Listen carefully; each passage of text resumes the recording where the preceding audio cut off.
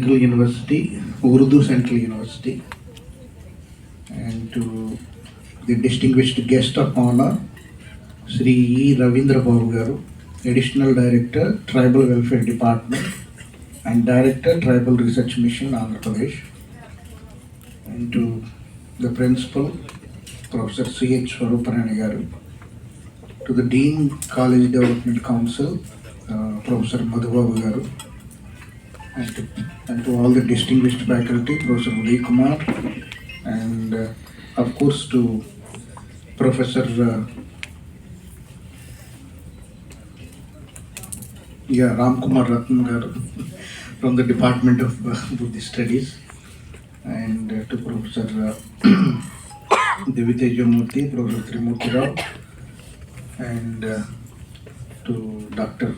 Shantisri, and to all the distinguished faculty and to all the students from the Department of Economics, Department of Literature, and Sociology and Social Work, and other related Department of Social Sciences.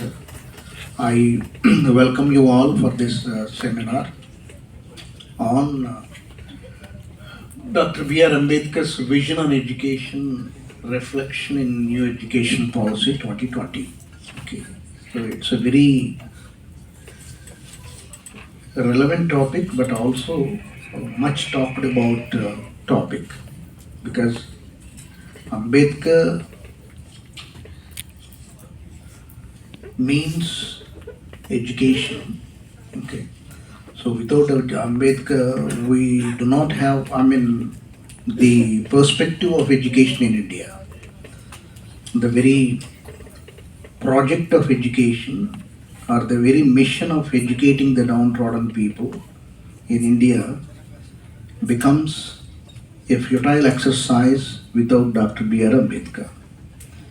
And Ambedkar is the first and foremost philosopher and first and foremost representative who realized the significance of education, and who understood thoroughly that education is the only means of social transformation in India. So these are the general aspects which we all the time talk about when we talk about Ambedkar. Okay.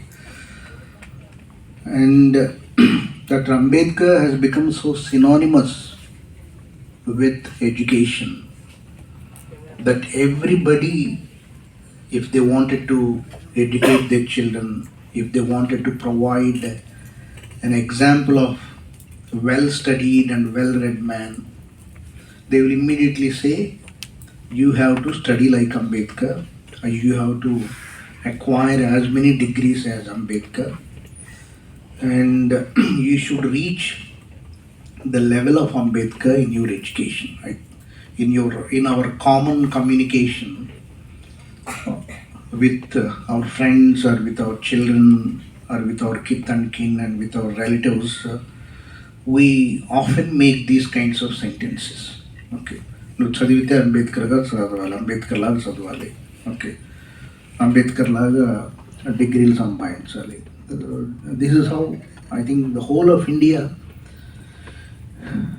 be it north or west or east or south, Ambedkar is a common name when it comes to common inspiring name, a name for emulation when it comes to educating themselves, when it comes to educating their children, when it comes to speaking on education.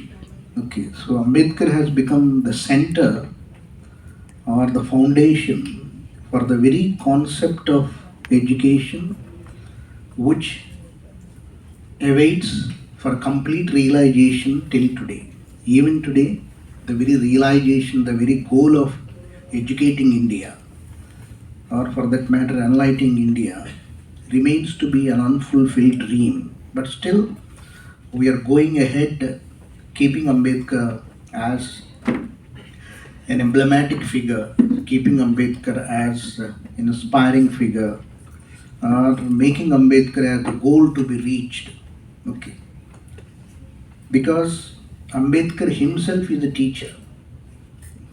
He himself is a teacher, and it's known to everybody that Ambedkar established People's Education Society in Bombay and Aurangabad to educate the students of downtrodden communities, especially.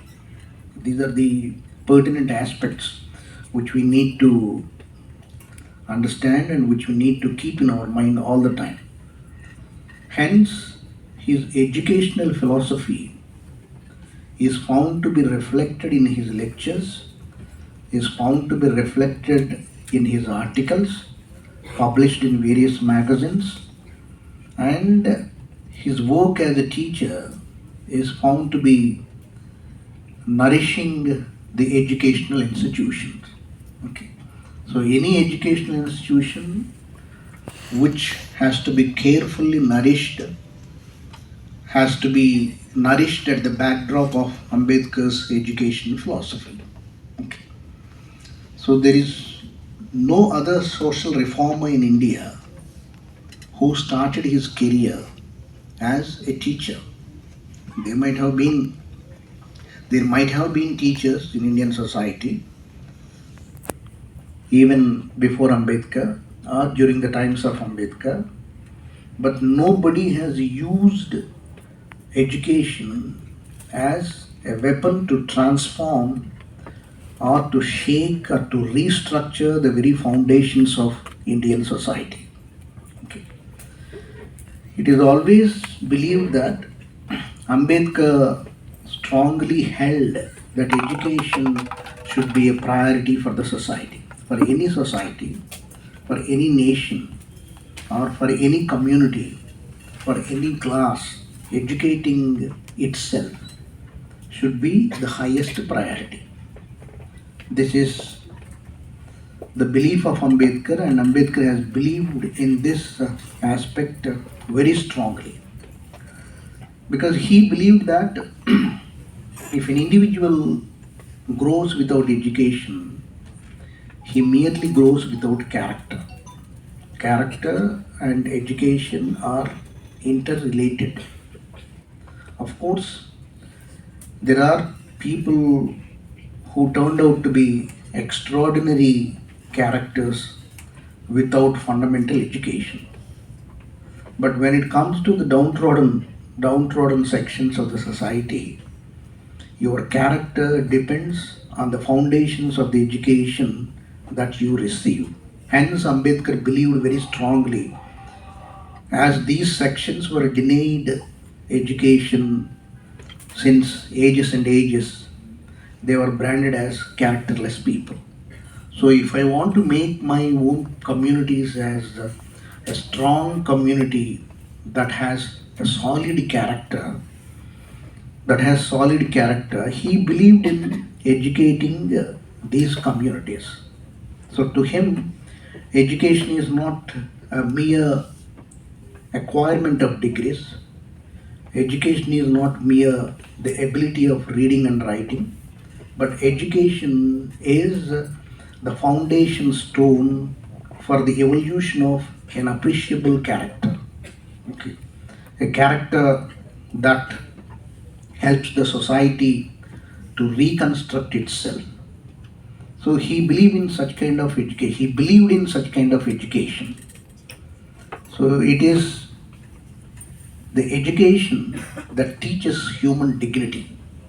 Okay. Why do we educate ourselves? To respect the people, to treat the people with respect. Okay. Your dignity lies in respecting the human beings as human beings. Your foundation of education makes you to treat the human beings as human beings, not in relation to their caste, class, community, etc. etc. So true education is something that develops a thought process where you treat the human being as a human being, and where you do not develop a kind of a servitude, a mental servitude, or you yourself do not believe in the idea that some are more equal, some are all are equal, and but some are more equal. Okay, all are equal, but some are more equal. All the animals are equal, but some animals are more equal. Okay, this is the survival of the fittest theory, and with which America and UK went ahead believing in this precept. Okay, we ensure equality to each and everybody, but let's be cautious in ensuring more privileges to some people who are born to rule and who belong to the dominant sections of the society. So, if that is the mental attitude, if you believe in that, you know, aspect of treating the human beings, you obviously believe in the graded hierarchical positions in the society. This is what is known as, slavery, mental slavery. Okay, you have completed your PhD and you are a knowledgeable person, and you have studied, you have understood the history of the world, yet you believe that somebody is superior to you. Okay, yet you believe that somebody is superior to you without believing in that all are equal, and that nobody is superior to you and nobody is inferior to you, and you yourself is neither superior nor inferior to anyone. So this sort of thinking or thought process will be nurtured by a true education. Okay, genuine education. So not the education of hypocrisy, not the education of mere degrees, not the education which gives you dominance over others, or which makes you to think just because you are educated you are bound to dominate, just because you are educated you demand a special treatment, just because you are educated you are entitled to certain privileges, certain rights. If that is the process of thinking, if that is the mindset that you develop through your education is a false education. It is, you know, your education is on the foundations of falsehood, it is on the foundations of hypocrisy, and it is on the foundations of all sorts of things which teaches you the superiority complex and inferiority complex. So education should teach dignity, should teach human dignity. So according to Ambedkar, education should open the eyes and encourage the oppressed ones to fight and remove injustice and exploitation they are suffering from ages. What is education? Education is something which creates a consciousness of your status in the society, the present status in the society. Education is something that removes injustice and exploitation from your lives. And if you are still reeling under exploitation, if you are still reeling under injustice, even after educating yourself, it gives you immense ability and capability to question that enslavement and to question that injustice and exploitation. Okay. So Ambedkar aspired for humanistic education on these lines, on these dimensions. Okay. You are well educated, you are a teacher, you are a good scholar at the university level, but you do not have humanity. You do not consider the human beings. You wait for the opportunity of exploiting. You wait for the opportunity of dominating. And if you are of that sort, if you are of that nature, you lack humanistic education. You are educated, but your education is not humanistic education. Ambedkar is very, very particular about these things. Okay. And it enables every human being, education enables every human being to rediscover himself or herself, to rediscover oneself, and to ensure freedom rather than being a student of church, school, or the state. Okay. What do education does to you? Okay. If you are educated, what exactly is the evidence of your education? How do you justify that you are educated? Okay. Ambedkar says that true education is humanistic education, and it enables every human being to rediscover themselves. Okay, it's a kind of self-introspection, how you are and what you are during your school days, during your college days, and what went wrong during your college days and school days if your functioning is not appreciable, if your functioning is not on the foundations of humanity. What went wrong? No, I was very angry. I was, during my college days, everybody, makes indulges in a kind of self-introspective analysis. I was very angry. Why were you angry? Because everything was denied to me. Nobody was considering me. So I thought that I should register myself only through the power of anger, only by shouting, only by using my violence, only by slapping somebody, only by fighting physically with somebody. I thought that I am registered. I thought that my identity was known to somebody else. So if one indulges in a kind of introspective analysis, these are the aspects that one would naturally, you know, experience, naturally remember, and obviously these are the experiences in the lives of many downtrodden people. Many downtrodden people. So humanistic education enables everybody to rediscover themselves and to ensure that freedom from everything in this world, freedom from the domination of religion, freedom from the domination of culture, freedom from the domination of society, freedom from self-domination, freedom from self-boasting, okay, and freedom from hypocrisy, self-nurtured hypocrisy. I think these are the ailments with which many of the young generations suffer from. Many of the young generation suffers with. We keep suffering from these kinds of ailments. We think that we are great people. Okay.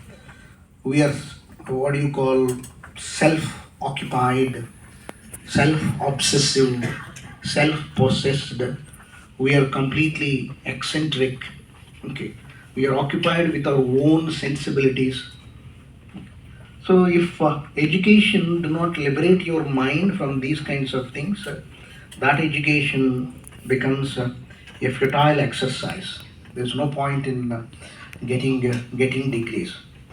So he believed that, Ambedkar believed that education should liberate the human beings from the trammels of religion, from the trammels of the school, from the trammels of the state, and ensures that educational opportunities are available to all the citizens in independent India without any kind of discrimination, for which I think he framed some rights in the constitution and some privileges in the constitution. Okay.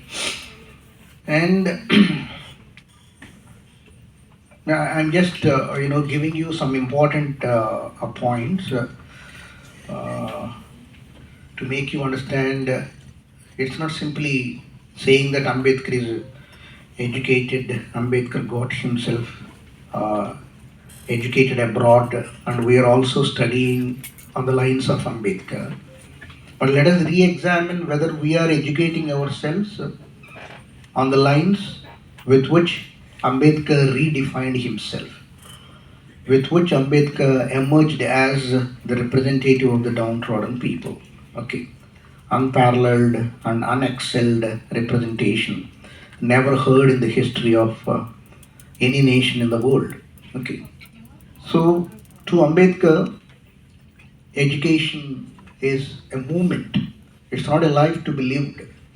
It's a journey that you experience. It's a journey that you feel till you are dragged to the graveyard. Okay. Cannot say that my period of education is completed. After acquiring some degrees, you cannot say that I'm no more a student. I'm a scholar. Okay, and you cannot say that after completion of your PhD, I'm no more a scholar. Now I'm a faculty. I'm a teacher. You know, these are the titles given to the professions that we do, the stages that we come across. Okay, so education is infinite moment in everybody's life, and education is something which need to be realized as a way of life, as a movement till one dies, or till one is dragged to the graveyard. Okay. And what do education normally do? It makes a person fearless. Okay. It teaches him the lessons of unity, not separation. Okay. Education primarily teaches you the lessons of unity. Okay.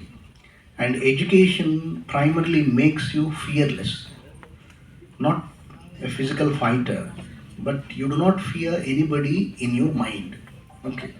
You do not consider somebody that they are superior to you, or you do not consider somebody that they are inferior to you. I think Ambedkar was talking about the fearless mind, which was talked about Rabindranath Tagore during those days, and which made him to, win Nobel Prize in Literature.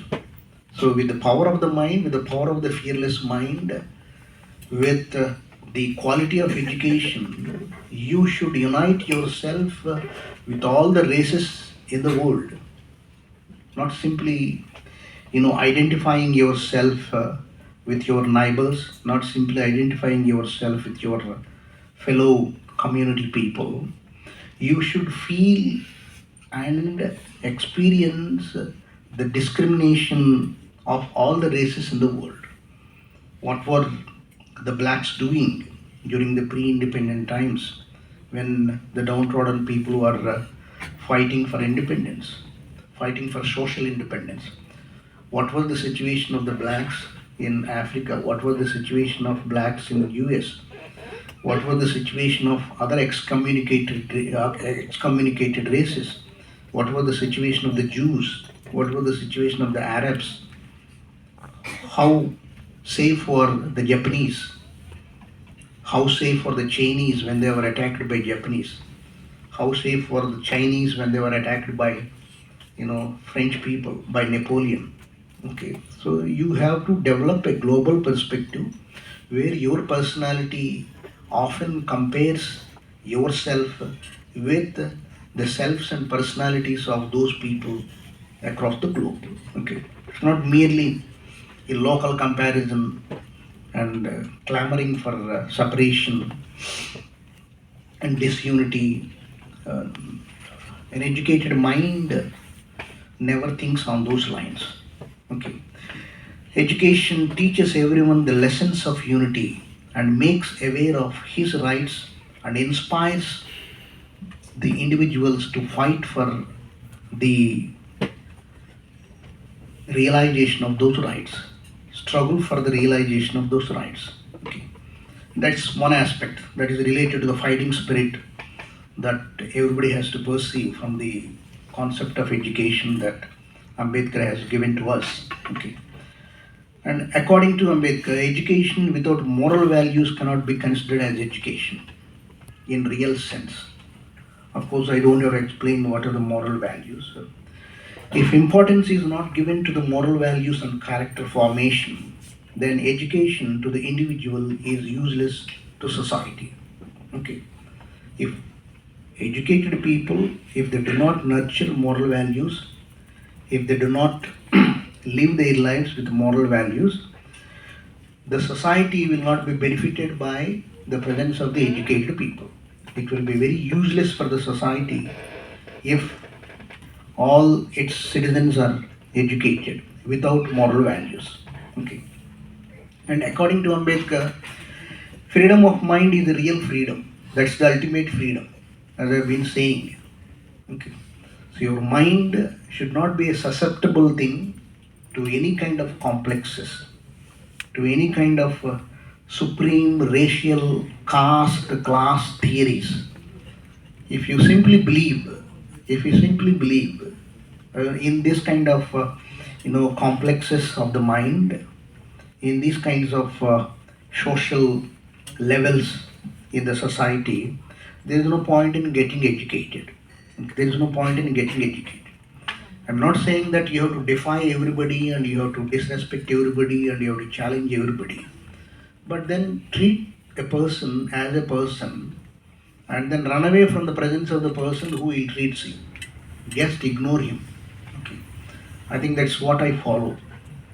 That is to the surprise of many people. This small guy do not respect us because even if we belong to the dominant sections of the society. Okay. That's the major conflict. Okay.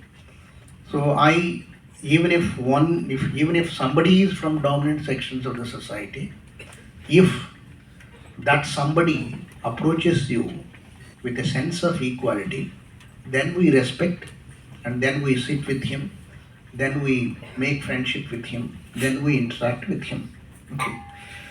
If the other person approaches you with a kind of inequality, with a kind of domination, the only thing that we can do is only ignoring and unmindful of the presence of those people. We just do our duties. We just bury our mind in our profession. Okay. That angers the dominant sections also. That angers the dominant sections also. So I think the downtrodden sections should cultivate the spirit of the freedom of the mind and ignore and protest mentally, not physically, against the people who try to impose the dominance, their social dominance. Okay. In any form, be it in the form of political governance, be it in the form of social relationships, be it in the form of religious worship, be it in the form of creating culture, especially in public spaces like educational institutions. So it is the time to revamp ourselves. It is time to re-examine our lives whether are we exactly following this particular principle or not. That's a personal thing. Okay. At your personal level, do you have that sense of equality in your mind without believing that you are somebody who belongs to the inferior classes or inferior communities? Because you are being educated. So, personally, I dislike the company and even the discussion with the people who function with social dominance. Okay. Who function with social dominance. And it is better you confine your interaction with a few people who believe in equality rather than talking with hundreds and hundreds of people and then interacting with all the people and winning their appreciation that this fellow is good, who do not believe in the aspect of equality. What's the point of talking with 100 people who do not have sense of equality? There is every meaning in confining to few people who speak and function with sense of equality. That is my social interaction is only with few people, not with all the people. Okay, not with all the people. But that sense of equality that you have in your mind, when you administer, when you are given a responsible position, makes you to treat all the people in the equal sense. It doesn't make you to ill-treat somebody. It doesn't make you to, degrade somebody. Even if they talk to you, even if they don't talk to you, even if they like you, even if they don't like you. You function with a sense of equality. That is the power of education, and that is what I have learned from the personality of Ambedkar personally. Okay, and the students will have to acquire and cultivate this particular habit. If you cannot acquire this particular habit, your 80% of marks are your rankings, first rank and second rank, all those are you know meaningless, and they are of no use. Okay, be educated all the time, be agitated all the time in the sense, whenever you find injustice, you should agitate spontaneously in the sense, not shouting and raising slogans, agitation with the power of your mind. Be organized according to Ambedkar. Be confident. Let your organization be confident. Let your organization, wither away with small interventions of temptations, etc., etc., and never give up. These are the five principles. These should be the five principles of our lives according to Ambedkar. Be educated, be agitated, be organized, be confident, never give up till you achieve, till you realize your goals. What is the ultimate goal for humanity? Equal world. Okay, the world of freedom, the world of ultimate freedom is the ultimate goal for humanity. Okay, and according to Ambedkar, education is a passport to the future. It's a passport. Why do you educate? Why do we educate? It is a passport for the future, for better lives. Because for tomorrow belongs to those people who are prepared to defy. Okay, tomorrow belongs to those people who are prepared to defy. Okay, defy in the sense, disagree. So Albert Einstein, the most popular, scientist in the beginning of the 20th century and in the late 19th century, has defined education as, education is that which remains when one has forgotten everything he learned in school. Okay. Albert Einstein says that education is something which remains with you when you have forgotten everything that you have learned at your school period, during your schooling days. Okay. Yeah. Swami Vivekananda says education is a manifestation of perfection which is already there in the human beings. Of course, he said it is men. I'm not using the word men, I'm just saying human beings. Okay. Education means enabling the mind to find out the ultimate truth which emancipates us from the bondage of dust. Okay. So, if you go very deeper and deeper, trying to peel each and every sentence to evolve the personality of Ambedkar, the meanings will be infinite. We can extract as much meaning as possible as we draw water from the well. The more we draw water, the more water will be oozing out. So the more we extract meanings to the best of our ability, the better meanings will be coming out from the personality of Ambedkar. Okay. I'll just wind up in 5 minutes because we'll have to wait for the keynote speaker. So according to Ambedkar, there are two purposes of knowledge. First purpose of knowledge acquirement, is to work for the betterment of others. That should be the first purpose of acquiring knowledge. Why do you educate yourself? You educate yourself not for yourself, but for others, because in the process of working for others, you realize your own personality. Okay, that becomes your own character, that becomes your own life. You keep fighting, you don't work anything for yourself. Okay, why do you study? I am studying to represent the problems of the people. Okay, and what do you do after the completion of your study? I keep representing the problems of the people and I continue my role of representation. That's how you have to realize the purpose of knowledge. Or else, what for is the knowledge? Okay. What is knowledge? Knowledge is to know about variety of humanity and then variety of aspects of victimization, okay, bestowed on humanity by humanity. Knowledge is about knowing different aspects of representation for humanity, because humanity in itself is dangerous threat for itself. Humanity itself is a dangerous threat for itself. Okay. I mean, there will not be any kind of no end of the world according to the predictions of the religion. The world will not end according to the predictions of the religion, according to the prediction of Christian religion, according to the prediction of Hindu religion, according to the prediction of any kind of religion, because every religion has come out with its own prediction. Okay. Apocalyptic ending. What is apocalypse? The end of the world, the doomsday. Every religion has come out with a pop and bull story about the end of the world. And we have been living. Okay.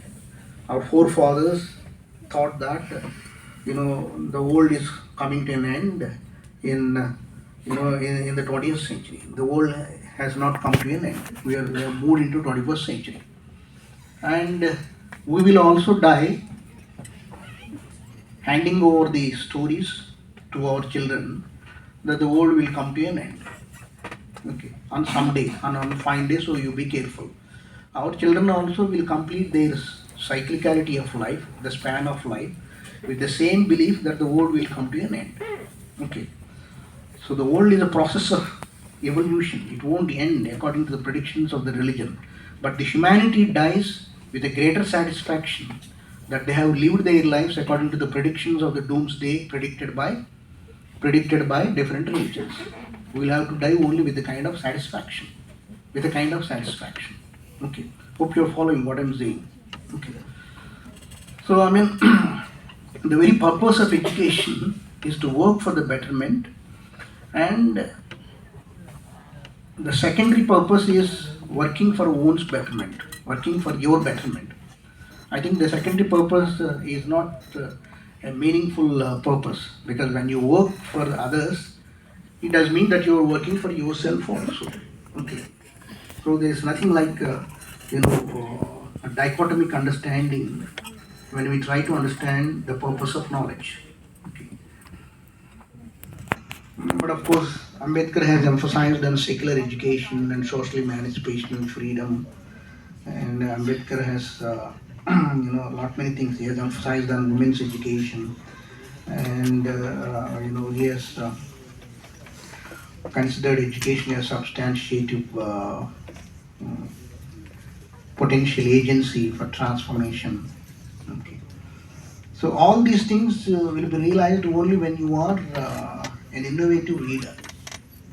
Only when you read the things innovatively, and when you are a creative teacher. In the process of teaching, when you try to create your own theories, your own social analysis, for the development of the society. Okay.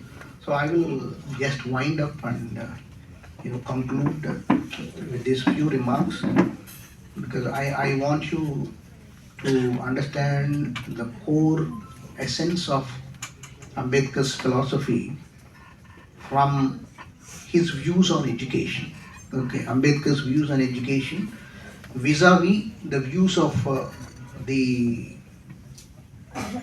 other people. Okay, as I told you, according to Einstein, this is the definition of education. According to Vivekananda, this is the definition of education. Or according to educationists in the 20th century, in the company of whom Ambedkar has realized the different dimension of knowledge during his stay in Columbia University, John Dewey's philosophy of education. You have to construct a contrastive dimension. What Ambedkar has derived as far as education is concerned, how he has conceptualized the philosophy of education, with the conceptualizations of other important leaders and other important educationists during his time. During his time, your approach should be always a comparative study rather than confining merely to understand and to read Ambedkar in singularity. Okay. అది singular understanding of Ambedkar ఈ బుక్స్లో ఉంటుంది. మీరు ఎక్కడ చూసుకున్నా కానీ there is lots of information even in the internet, and you have books on Ambedkar, especially in this perspective. But I request the students and the scholars to go for a relatively comparative approach. Okay. Constructing a relative comparative approach in trying to understand the philosophy of education according to Ambedkar and the concept of education according to Ambedkar. So I thank the director, Professor Ashok Kumar Garu, Director Ambedkar Chair, for initiating the seminar on this relevant and pertinent topic. Because the topic is very familiar topic, it seems to be very simplistic, because we admire Ambedkar because of his high level of education. We adore him because of his Western education and the unparalleled degrees that he has acquired during his stay in other countries. Because it's not as simple as that. There is a great,